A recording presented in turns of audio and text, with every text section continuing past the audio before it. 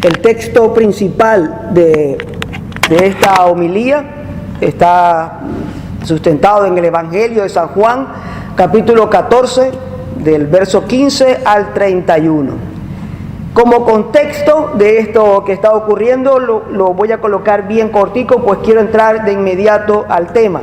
Jesús está con sus discípulos en lo que se ha denominado el aposento alto, donde se lleva a cabo la Santa Cena o la institución de la Eucaristía.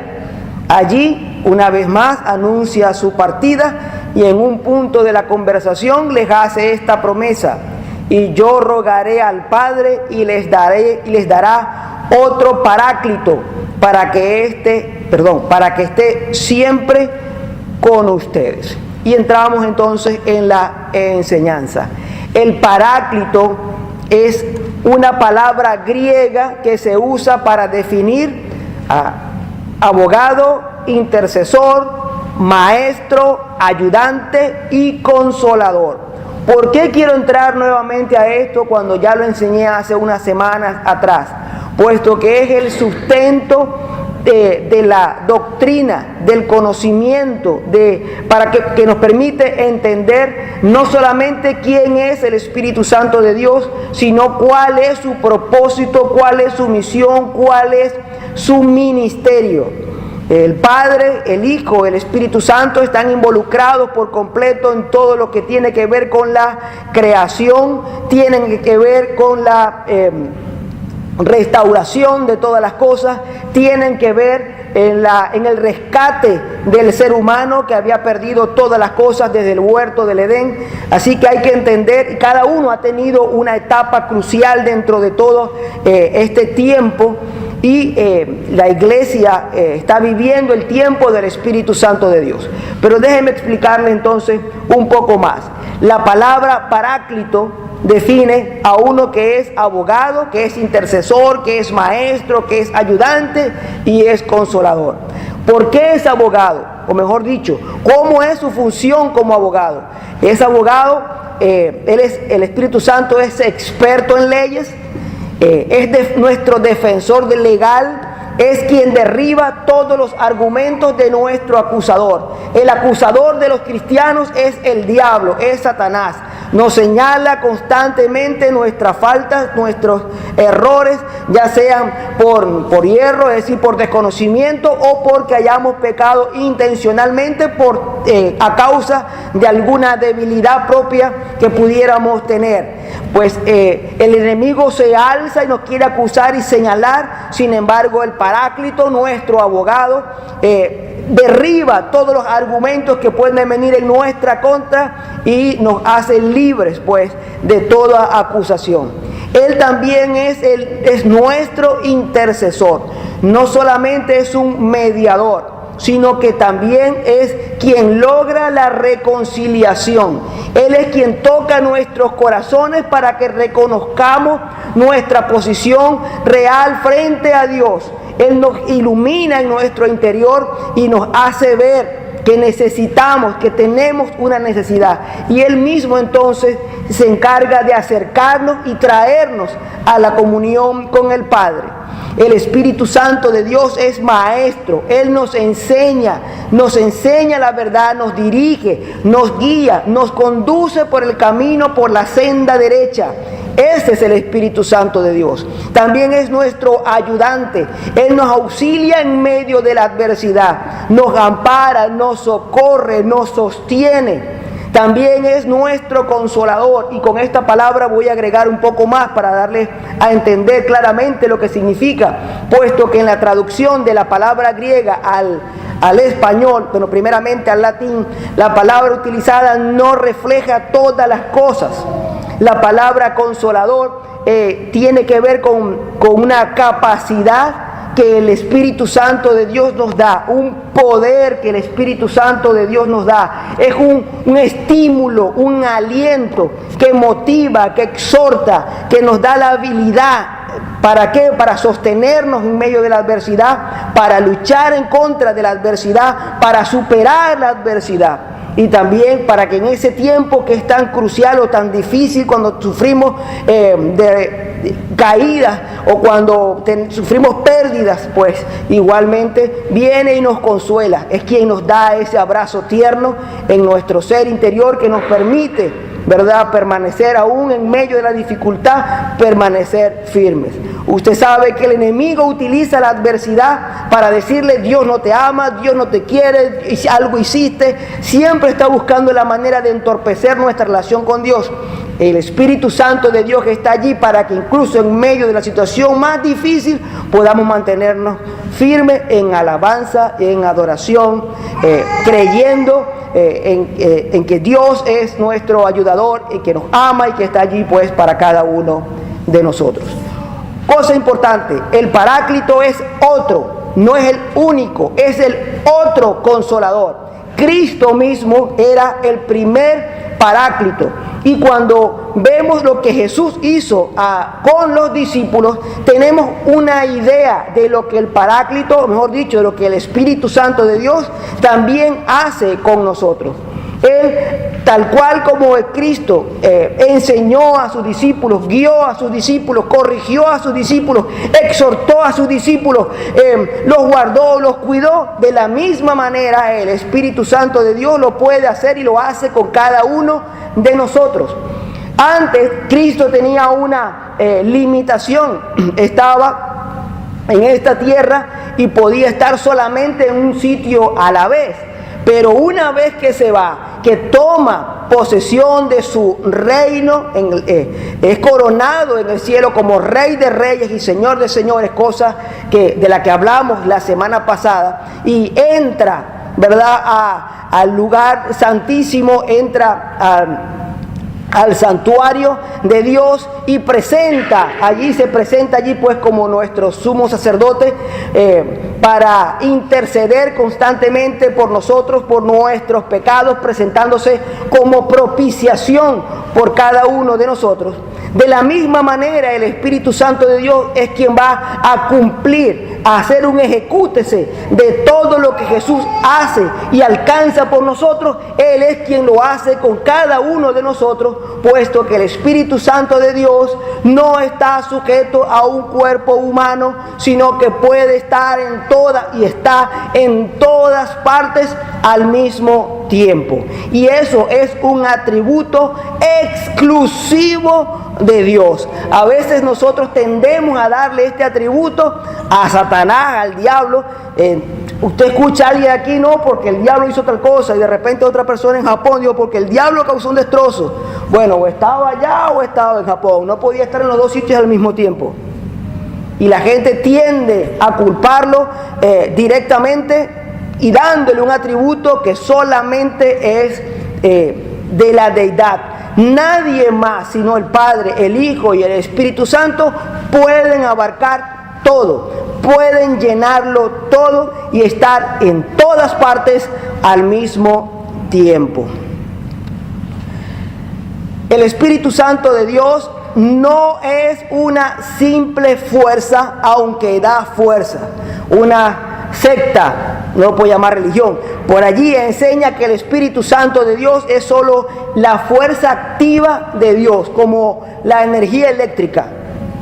Así como la energía eléctrica pues hace funcionar los aparatos eléctricos, así el Espíritu Santo de Dios, y que según ellos es esa energía que hace que todas las cosas en este mundo pues funcionen. La fuerza no siente. Una fuerza no puede tomar decisiones, una fuerza no puede enseñar, una fuerza no puede guiar, una fuerza no puede hablar. Y encontramos múltiples testimonios en las Escrituras de que el Espíritu Santo de Dios tiene sentimientos. Dice: no contristéis al Espíritu Santo. Es una cita, por ejemplo. Él es quien decide apartarme a Bernabé y a Saulo para la obra del ministerio, dijo el Espíritu Santo de Dios. Él es quien nos guía y nos enseña y habla, nos dirige. Ahora, imagínese usted la energía atómica diciendo: apártenme a fulano para que vaya para la luna, o que haga tal cosa. Es imposible. El Espíritu Santo de Dios no es una simple fuerza, aunque nos da fuerza. No es una capacidad, aunque nos da capacidad. El Espíritu Santo de Dios es una persona. No es tampoco una simple sensación, aunque podemos percibirlo.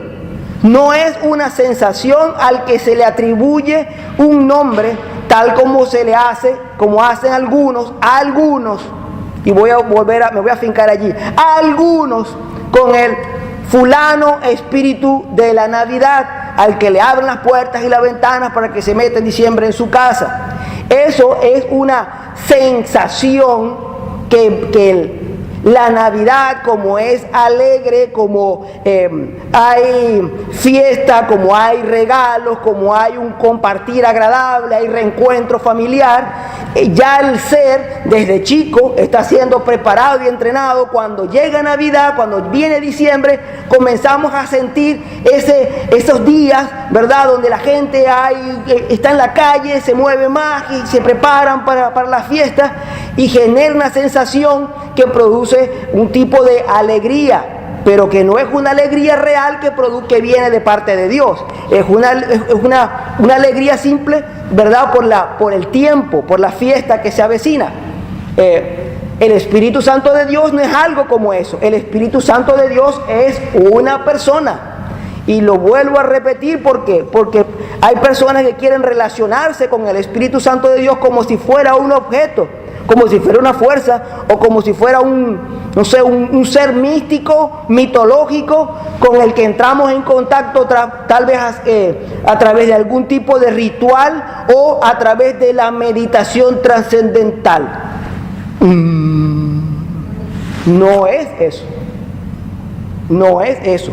Yo entiendo que la meditación, que todas estas cosas pueden tener algún tipo de valor, pero no tiene ningún valor para entrar en comunión con el Padre, con el Hijo, ni con el Espíritu Santo de Dios. Así como Cristo vino, dice la palabra de Dios, a los suyos vino y no le recibieron, no lo entendieron, no fue como nunca llegaron a discernir quién era Cristo. Asimismo, en este tiempo, el Espíritu Santo de Dios se mueve, ministra, sana, llena, hace múltiples cosas, y sin embargo hay un montón de gente que no le conoce, no sabe quién es, no le adora, no le rinde ningún tipo de pleitesía, ni tributo alguno, ni mucho menos adoración. Está como en aquel tiempo, cuando Cristo vino, simplemente no lo reconocen. El Espíritu Santo es quien nos consagra. Es decir, Él es quien nos aparta de este mundo y nos hace parte de nos mete, déjenme ponerle este ejemplo, nos mete en el corral de Dios. Ovejas muchas, pero Dios tiene un corral. Él nos toma y nos mete dentro de ese corral, nos aparta del resto del común y nos hace parte de ese pueblo maravilloso de Dios. Él es quien nos santifica. Usted sabe que nosotros para la salvación, para alcanzar salvación, efectivamente no hay nada que podamos hacer. Le explicaba, si mal no recuerdo, la semana pasada también, que Cristo era la propiciación que Dios mismo preparó para como ofrenda por el pecado de la humanidad. Es decir, no había nada que el ser humano pudiera dar a Dios Todopoderoso que sirviera para calmar, no sería la mejor de las palabras, que sirviera para quitar la ira, la molestia, el desencanto, la separación de Dios con nosotros, y que nos permitiera entonces que Dios viniera y nos viera con la mejor verdad de sus caras. No había nada que el hombre pudiera hacer por sí mismo que le pudiera dar a Dios. ¿Qué le podía dar? La misma Biblia, la misma palabra de Dios que enseña a aquellos que intentan alcanzar todas las cosas y las posiciones y los éxitos, o el éxito en esta vida, alcanzando las mejores posiciones empresariales y qué sé yo, y alcanzar niveles altos de riqueza. Le dice el Señor necio.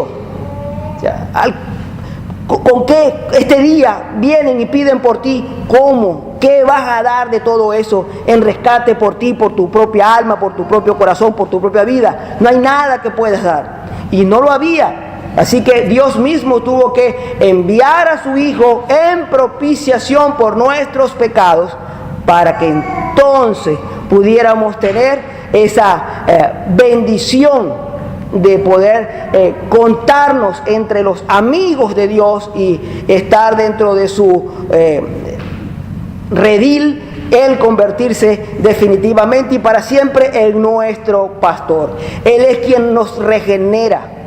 Él, el Espíritu Santo de Dios, es el que viene a ejecutar la justificación en nosotros. Él es quien nos ilumina. Hay gente que, déjeme ponérselo de esta manera. Yo estoy aquí, predico, enseño acerca del Espíritu Santo de Dios. Enseño acerca de Cristo. Enseño acerca de la necesidad de la santificación, cosa en la que nosotros debemos ser contribuyentes. No contribuimos a la salvación, contribuimos a nuestra santificación. Ustedes están acá y me escuchan decir una y otra vez al respecto. Sin embargo, hay personas que se van y es como si hubieran visto un programa de entrevista o qué sé yo, de opinión en la televisión, como si hubiesen visto, qué sé yo, a Oprah o a cualquiera de estos famosos en un programa de estos donde alguien simplemente da consejos. Pero a otros el Espíritu Santo de Dios ilumina esta palabra, ilumina dentro de sí y esa palabra trae una transformación en las vidas de las personas y comienza un proceso de regeneración, de cambio. Quien logra eso es el Espíritu Santo de Dios en nosotros. Por eso es tan importante entender, conocer lo que hace y quién es el Espíritu Santo de Dios. Él produce la adopción. Él es quien nos bautiza en el cuerpo de Cristo. Él es quien nos guía, como ya se los dije. Y Él es el que produce el fruto en nosotros mismos. Somos incapaces, pero cuando Él viene a morar en nosotros y le brindamos la oportunidad, entonces podemos fructificar, dar frutos agradables a Dios. Él nos da testimonio a nosotros de nuestra verdadera condición. Él nos sella como propiedad de Cristo. Él mismo en las arras. Las arras es la cuota inicial que nos garantiza que somos hijos adoptivos de Dios y que nuestro fin está en el cielo. Él nos ayuda a pedir correctamente. Dice su palabra, la palabra de Dios dice, no sabemos pedir correctamente, pero el Espíritu, como nos conviene, pero el Espíritu Santo de Dios gime por nosotros, y Él, que conoce la voluntad del Padre y nos conoce perfectamente a nosotros, puede clamar y pedir aquello que realmente necesitamos y queremos. También dice la Escritura, pedís y no recibís porque pedís mal. Pedimos para complacernos a nosotros mismos, y nuestra petición debe girar siempre en: Señor, dame para darte. Tú quieres que yo sea bueno, ayúdame, dame eso que tú me quieres exigir para que entonces yo pueda dártelo. Como decía, como oraba San Agustín. Él nos ayuda a tener una comunión plena con el Padre, con el Hijo y con el Espíritu Santo de Dios, con Él mismo. Pero esto que les he estado diciendo no puede quedar en un simple conocimiento cognitivo o teórico. El Espíritu Santo de Dios debe ser conocido experimentalmente. Tal vez haya mucha gente, podemos salir a la calle y preguntar si conocen a Jesús, si conocen a Cristo, y muchos de ellos van a decir que sí, y algunos podrán citar textos bíblicos para decir quiénes son, pero su manera de vivir no es consona con el conocimiento que tienen. ¿Qué ocurre allí? Que el conocimiento está en su cabeza, mas no se ha hecho una verdad o una realidad en su propio corazón. Hay algunos que dicen que la salvación es el proceso mediante el cual el Espíritu Santo de Dios trae el conocimiento que tenemos en nuestra cabeza, motivo o motivado a una predicación basada en los evangelios, y la mueve al corazón. Y una vez allí, entonces comienza a producir frutos. Es una forma que tienen algunos, pues, de expresarlo. Así que quiero hacerles saber que es importante la experimentación del Señor. Que el Espíritu de Dios no es simplemente esto que hemos estado hablando, porque no se hace automáticamente. Es decir, Él es nuestro guía, pero no podemos salir de aquí diciendo, Él es mi guía, y nos olvidamos. Si es tu guía, tienes que escuchar su voz y saber qué es lo que vas a hacer. Tienes que estar atento a su mensaje, a su consejo, para que puedas entonces seguirlo. Llamamos al Señor, Señor, pero no hacemos lo que nos pide. Eso no tiene, eso termina siendo una mentira. El Espíritu Santo de Dios, si nos ilumina, si realmente nos guía, si realmente queremos que trace nuestra guía, canalice, ¿verdad?, por dónde debemos nosotros, la forma como debemos vivir, entonces debemos experimentarlo. No puede simplemente quedarse en unas letras, en alguna parte de nuestra memoria. Incluso, si usted mira, entiende un poco las Escrituras, usted se va a dar cuenta que hay dos palabras que vienen a definir lo que es la palabra de Dios. Una es logo y otra es rema. El logo es esto, la palabra que está escrita aquí, el papel donde está puesta toda la palabra de Dios. Usted puede leer cualquiera, ¿verdad?, y decir, esto es palabra de Dios. Y eso es logo, palabra escrita. Pero hay rema, esa es la palabra revelada. Y esa es revelada en el corazón. El Espíritu Santo de Dios trae a la luz lo que está escrito y lo plasma en nuestros corazones y lo ilumina nuestra mente, y podemos entender qué está esperando el Señor de nosotros, y esa luz dentro de nosotros alumbra nuestro andar, porque dejamos de caminar por lugares donde no nos han mandado, donde no está interesado el Señor que caminemos, sino que caminamos siempre guiados por esa luz interior que es producto de la revelación hecha por el Espíritu Santo de Dios, de la palabra en nuestras vidas. Así es como esto funciona. Hay que experimentar. Tiene todo cristiano que tener su propia experiencia con el Señor. A mis hijos yo les digo, ellos desde que nacieron me están escuchando predicar, desde que nacieron están escuchando la palabra de Dios, pero esa palabra de Dios, si no está hecha rema en sus vidas, se convierte en ellos como en cualquier persona de la calle, de la cuadra, que me consigo en el centro comercial. Es un conocimiento que pueden tener en sus mentes, pero si no está revelado en su corazón, su vida no va a ser diferente a la de aquellos que escuchan y no actúan. Y allí no hay nada que yo pueda hacer. No hay algo que yo pueda decirle, vengan acá y ponerle yo la revelación. No puedo. Ya eso, allí hay una gracia que el Espíritu de Dios coloca sobre cada uno de ellos, y hay entonces una colaboración de ellos en ese proceso de santidad. El Espíritu Santo de Dios puede ser contristado, puede ser rechazado, puede ser resistido. Si ellos lo resisten, yo no puedo hacer absolutamente nada. Y se lo digo a ustedes para que puedan entender que si hay una cercanía con mis hijos y hay cosas en las que yo no puedo alcanzar, ¿cómo piensa alguno que lo puede alcanzar un sacerdote con el resto de la feligresía? Ya eso es un asunto, una experiencia que cada uno debe tener.